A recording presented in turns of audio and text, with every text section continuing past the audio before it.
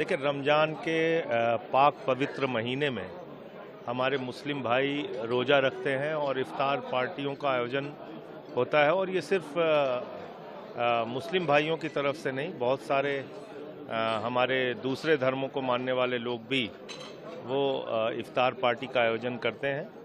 और आज IUML की तरफ से ये इफ़्तार पार्टी आयोजित की गई थी।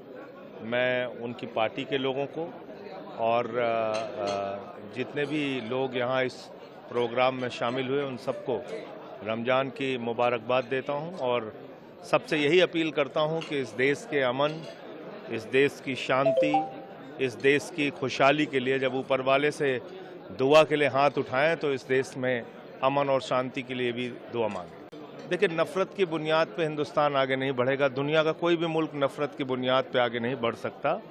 और आज मैंने सुना कि RSS के लोग अपील कर रहे हैं कि हमें हिंसा नहीं फैलानी चाहिए, लेकिन ये RSS BJP के लोगों ने ही दरअसल आप देखें फिल्मों के जरिए या अपने भड़काऊ भाषणों के जरिए या अलग अलग तरीके से पुतला कहीं जला के कहीं कुछ करके वो लोगों को भड़काने का काम, नफ़रत फैलाने का काम, हिंसा फैलाने का काम करते हैं। तो इसलिए मैं समझता हूँ कि इस वक्त इस देश के लोगों को ज़रूरत है जागरूक रहने की और मिलकर रहने की, जिससे कि नफ़रत का बीज कोई बोने न पाए हमारे बीच में।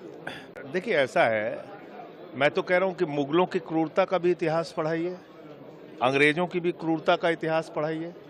अंग्रेज़ों जिन्होंने जलियांवाला बाग कांड को अंजाम दिया, जिन्होंने शहीद आजम भगत सिंह को फांसी दी, शहीद सुखदेव, राजगुरु, अशफाक उल्लाह, रोशन सिंह, राजेंद्र लहड़ी, खुदीराम बोस, कितने नाम बताऊं, सबको फांसी दी। आप उन अंग्रेज़ों की क्रूरता की बात क्यों नहीं करते? क्योंकि जब आप अंग्रेज़ों की क्रूरता की बात करेंगे तो आपको बताना पड़ेगा कि RSS ने तिरंगे झंडे का विरोध किया। श्यामा प्रसाद मुखर्जी ने अंग्रेज़ गवर्नर को चिट्ठी लिख के कहा था कि भारत छोड़ो आंदोलन को कुचल देना चाहिए। तो ये सारी सच्चाई भारतीय जनता पार्टी के पुरखों की देश के सामने आएगी। तो इसलिए वो लोग अंग्रेज़ों की क्रूरता की चर्चा नहीं करते। और अगर आप ये तोड़ फोड़ में लग जाएंगे तो फिर जितनी भी औरंगजेब ने इमारतें बनाई, जितनी भी शाहजहां ने इमारतें बनाई, ताजमहल तोड़ो, फिर लाल किला तोड़ो, फिर जितनी भी सड़कें इस देश में अंग्रेज़ों ने बनाई वो पुल तोड़ो, रेलवे स्टेशन तोड़ो। तो ये 15 अगस्त 1947 को जब ये देश आज़ाद हो गया तो इस देश की संपत्तियां हमारी हैं, इस देश के लोगों की हैं। तो इसलिए इन कामों से हिंदुस्तान आगे नहीं बढ़ेगा।